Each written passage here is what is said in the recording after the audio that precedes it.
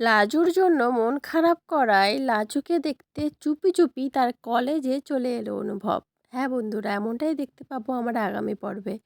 পুরোটা জানতে ভিডিওতে লাইক দিয়ে চ্যানেলটা সাবস্ক্রাইব করে দেখতে থাকুন।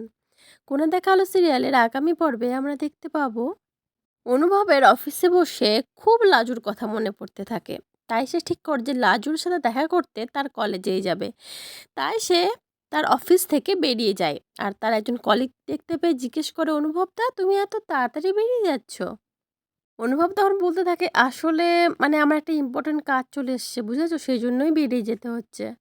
তারপরে অনুভব সোজা চলে আসে লাজুর কলেজে, আর এসে একটা গাছের আড়াল থেকে লাজুর দিকে এক দৃষ্টে তাকিয়ে থাকে। তারপর যখন লাজু অনুভবকে দেখতে পায়, অনুভব লুকোনোর জন্য গাছের আড়ালে চলে যায়, যাতে অনুভব লাজুর কাছে কোনোভাবে ধরা না পড়ে। কিন্তু লাজুর চোখ এড়ানো তো খুব মুশকিল।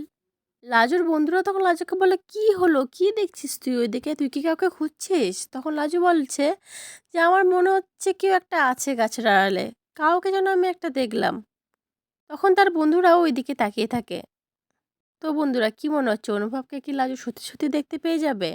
অনুভব কি লাজুর কাছে সত্যি সত্যি ধরা পড়ে যাবে যে সে লাজুকে শুধুমাত্র একবার চোখের দেখা দেখতে তার কলেজে ছুটে এসেছিল? সে লাজুকে মিস করছিল, লাজুর জন্য তার মন খারাপ করছিল।